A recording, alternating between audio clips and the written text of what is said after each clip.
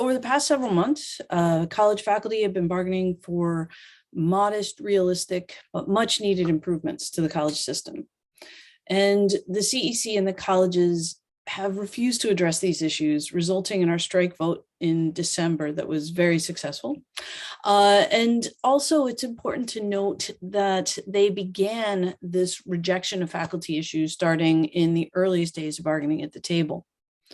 Now, as we predicted, the CEC has called for a forced offer vote. That'll take place February 15th to the 17th.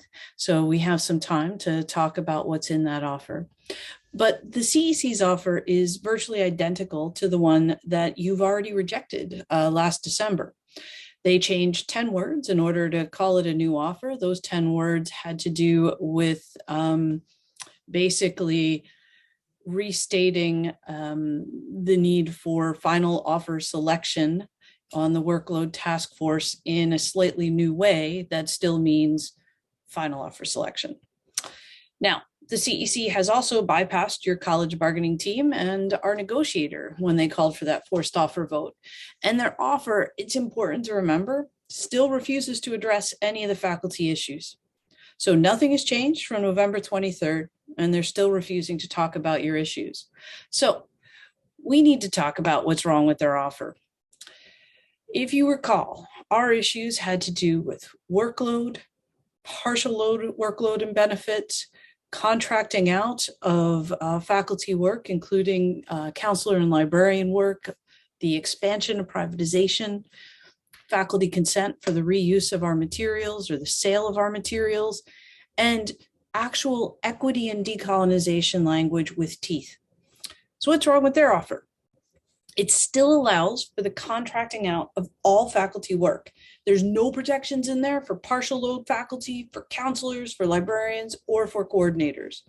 There are still no changes to our workload factors around evaluation, prep time, or online learning, and those have been unchanged since 1985. It doesn't acknowledge any need for faculty consent prior to the reuse or sale of our course materials.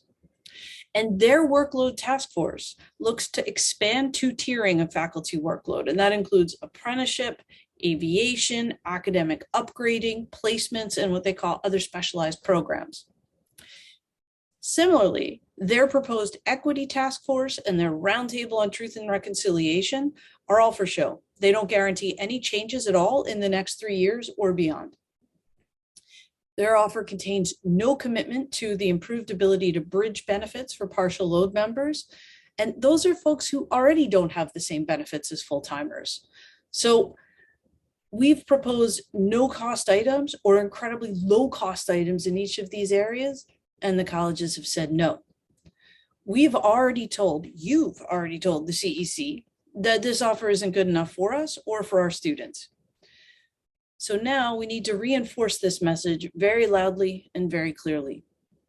They can take a forced offer vote only once, and their attempt to do so is also an attempt by the CEC to once again force their position on faculty. It's important to note too that theirs is a position of win-lose. If, following the rejection of their forced offer vote, the CEC continues to refuse to bargain faculty demands, we will leave open the door to voluntary binding interest arbitration. They could have chosen this path at any point to avoid further pressure on both faculty and students. Rejecting their offer, however, takes away their last tool and ensures that any final agreement will be better than the one that they have on the table now. So I'm encouraging you, my friends, reject the employer's offer. We are bargaining for better. We're bargaining better for students, for quality education for all, and for each other. So vote to reject between February 15th and February 17th, and we'll be back in touch with more detail on how that's going to happen. Thanks very much. Solidarity, friends.